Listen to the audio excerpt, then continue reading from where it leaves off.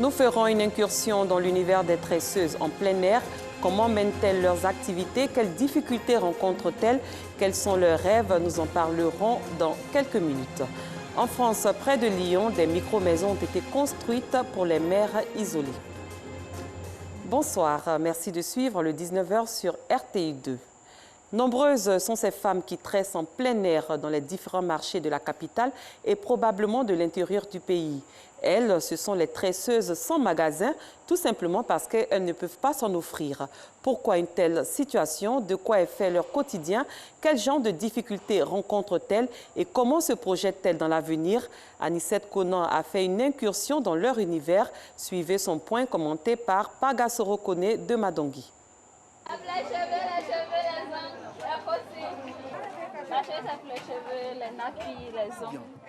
Au marché de la Palmeraie, dans la commune de Cocody, voilà la technique des tresseuses sans local en plein air pour s'attirer des clientes.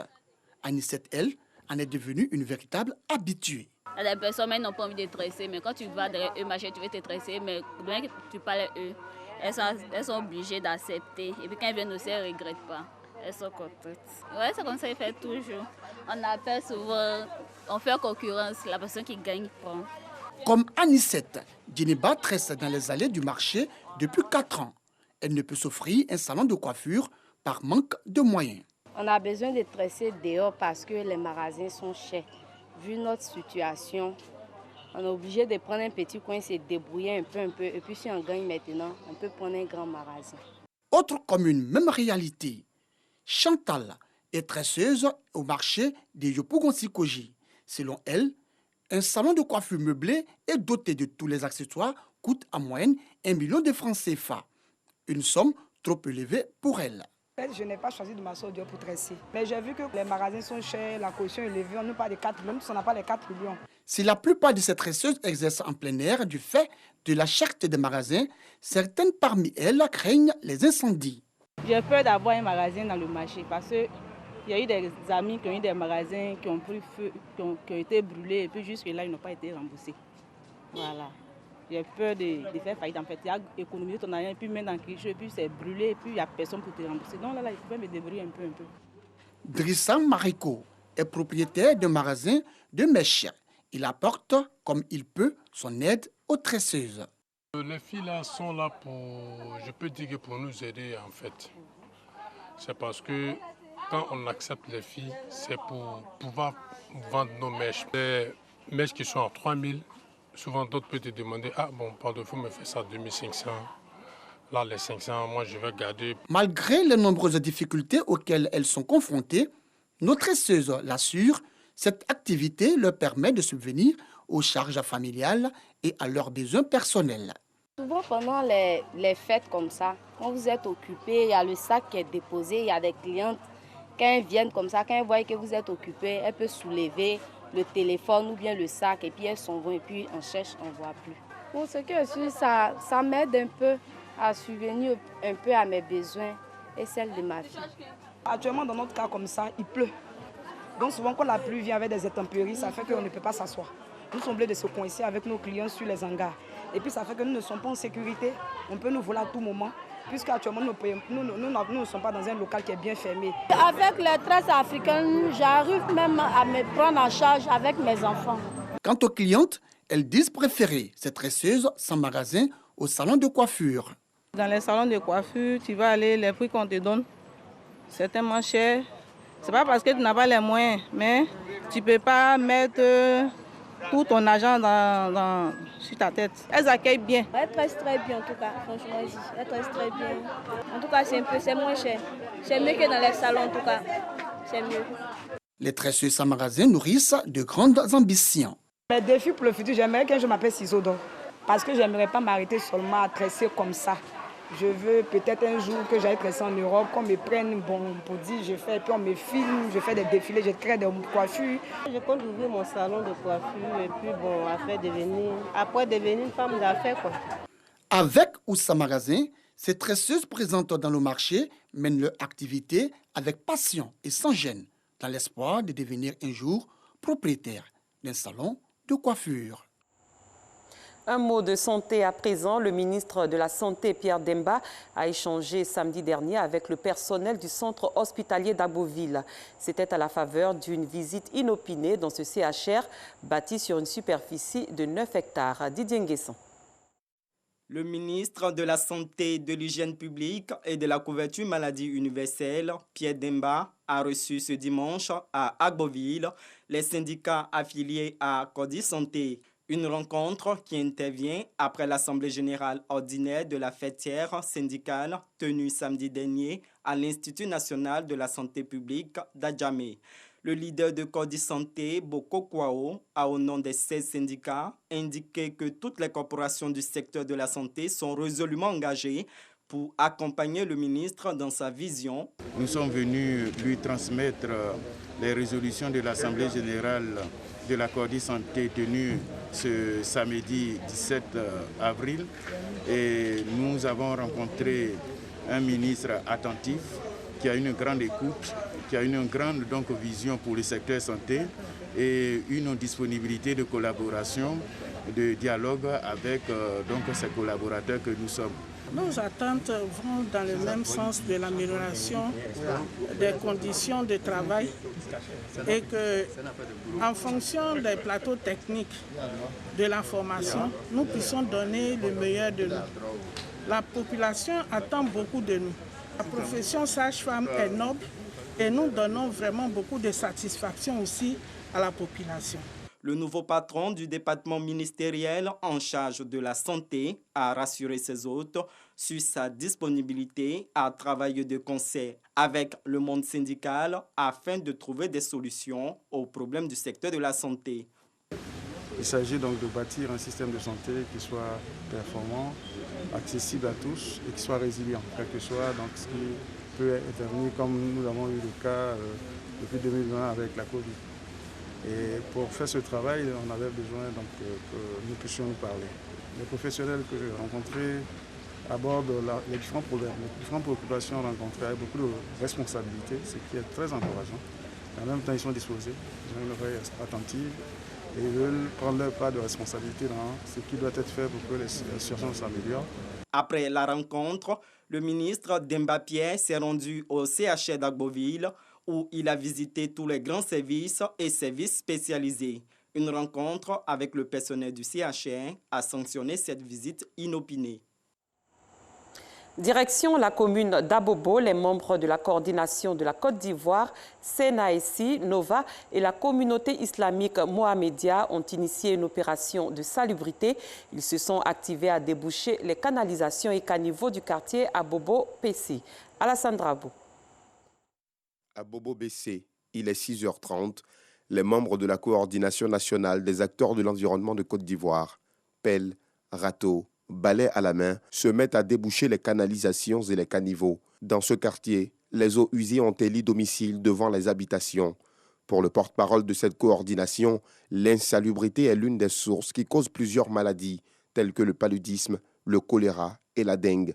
Un environnement sain participe à l'épanouissement des populations. Depuis 3 ans, nous existons, mais c'était plus sur les grandes voies qu'on faisait la sensibilisation. On essayait de déboucher les caniveaux et les différentes canalisations. Mais pour cette année 2021, on a décidé de rentrer dans les quartiers, faire les activités avec les riverains, les populations même des quartiers, pour qu'ils s'impliquent non seulement, mais pour que nos actions aient plus d'impact. À Bobo Derera, il faut dire que nous venons d'abord pour encadrer l'une de nos structures membres, qui est Nova, le nouveau visage d'Abobo.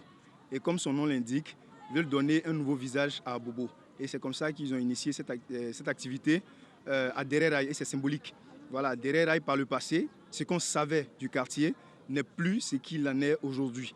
Vous voyez, vous-même vous avez vu le quartier, c'est vrai qu'il y a des points de résistance jusqu'à présent, mais la majorité du secteur est quand même propre. Voilà, donc on peut saluer cela. Et c'est pour cela que nous sommes venus pour marquer un point fort et pour dire à la population que désormais, c'est comme ça qu'il va falloir vivre. Heureux de cette initiative, les populations se sont joints aux membres de la Senaïsi pour une lutte contre l'insalubrité dans leur quartier. En plus du quartier d'Abobo-BC, la coordination nationale des acteurs de l'environnement de Côte d'Ivoire compte visiter d'autres communes et quartiers de la ville d'Abidjan. Parlons environnement. Depuis 2019, le Rotary Club Abidjan-Biétry s'est donné comme mission le reboisement de 4 hectares de forêt par an. Cette année, l'opération se déroule dans la forêt classée d'Anguédédou à la lisière des communes de Songon et celle d'Anyama. Le club service entend ainsi recoloniser les zones rongées par l'intrusion humaine. Clément Boko. Par cet appui financier de 2 500 000 francs CFA, le Rotary Club Abidjan-Biétry s'engage aux côtés des agents de la SODEFOR, Société de développement de la forêt, pour protéger la forêt ivoirienne. Et cela commence par le reboisement. D'où cette visite à la pépinière d'Anguédédou. Ici, plus de 60 000 plants de l'essence Sao de son nom scientifique OPA odorata sont entretenus pour redonner à cette forêt son lustre d'antan. Cette essence a la capacité de s'adapter à tout type de sol et de progresser très rapidement. À Anguédédou, les marques de l'intrusion humaine sont visibles. Un champ de manioc en pleine forêt classée.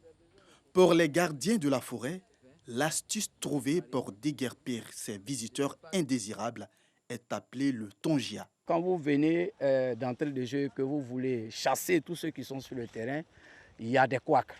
Alors nous utilisons une méthode en foresterie qu'on appelle le tongia, qui allie la culture des essences forestières avec la culture de la nourriture sur un certain nombre d'années.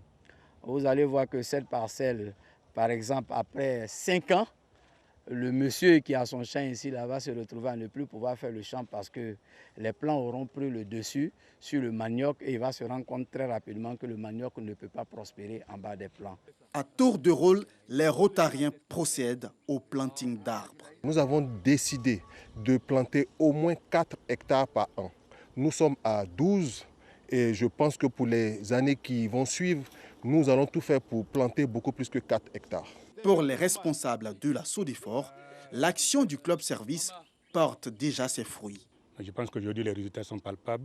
Toutes les zones dégradées sont en train d'être reboisées pour permettre qu'il y ait une bonne réhabilitation de cette forêt. La forêt classée d'Anguédédou a une superficie de 8 433 hectares et située entre la sous-préfecture de Songon et la sous-préfecture d'Anyama, mais rattachée à la ville d'Abidjan. Elle est vitale pour l'absorption des gaz à effet de serre émis par les Abidjanais. À l'étranger, l'armée tchadienne a affirmé ce lundi avoir tué plus de 300 rebelles qui mènent une incursion depuis 8 jours dans le nord du pays et perdu 5 militaires dans des combats. Le pouvoir de l'indéboulonnable président Idriss Déby Itno assurant que la situation est sous contrôle. Au Cap-Vert, le parti de centre droit au pouvoir depuis 5 ans a obtenu la majorité absolue à l'Assemblée nationale à l'issue des élections législatives organisées dimanche dans l'archipel ouest-africain.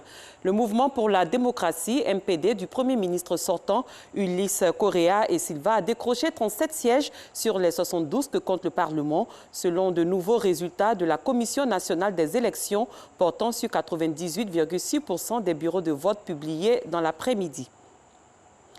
Plus loin, après 1 an passé à l'hôtel avec ses 2 enfants, Monia, mère isolée de 37 ans, a aménagé début mars dans une tiny house, une micro-maison mobile installée par la métropole de Lyon en France. À Villeurbanne, 17 femmes avec enfants de moins de 3 ans habitent ces petits logements disposés sur le parking d'une zone industrielle. Clément Boko. Il y a la cuisine, la plaque chauffante, le frigo. Il y a des placards et tout. On a même la vaisselle. Et voilà, il y a l'accès aux salles de bain. Il y a la douche. Villeurbanne, France. Monia habite avec ses enfants dans une tiny house. Ces maisonnettes accueillent des mères isolées. Les 17 micro-maisons sont installées sur un ancien site industriel. Par rapport à l'hôtel, il y a des conditions vivables. C'est propre, premièrement. C'est un peu grand quand même parce qu'à l'hôtel, on n'a qu'une chambre. C'était pas adapté, une chambre pour nous deux. On a attrapé des malades à cause du punaise de lit. Mon fils est tombé malade. C'était pas adapté. Il n'y avait pas la cuisine pour faire à manger, pas où laver les vêtements. J'ai souffert un petit peu pendant 7 mois, 6 mois et demi. Et quand je suis arrivée ici, pour moi ici c'est le paradis, car j'ai trouvé tout propre, adapté. Coût de l'unité, 29 000 € et une durée de vie estimée à une quinzaine d'années. Nous avons des investissements, 500 000 € d'investissement pour la métropole de Lyon, mais sur des tiny houses qui vont nous servir pendant des années. Et donc, c'est globalement moins cher que de payer 60 € une nuit d'hôtel tous les jours. La tiny house est un objet qui du coup est démontable, mais offre quand même une dimension d'habitat qui fait qu'on se sent bien, ça recrée un espèce de petit cocon de vie pour ces femmes. On a déjà fait de l'urbanisme transitoire sur des sites avec des formes modulaires qui ressemblent plus à des bungalows comme celui qu'on a là. Aujourd'hui, je crois qu'on est sur un site qui est industriel, on est sur un parking et pourtant les femmes se sentent chez elles, se sentent bien chez elles. 17 femmes avec des enfants de moins de 3 ans habitent ces petits logements. Cette édition est terminée. Merci de l'avoir suivi. Très bonne soirée. À très bientôt.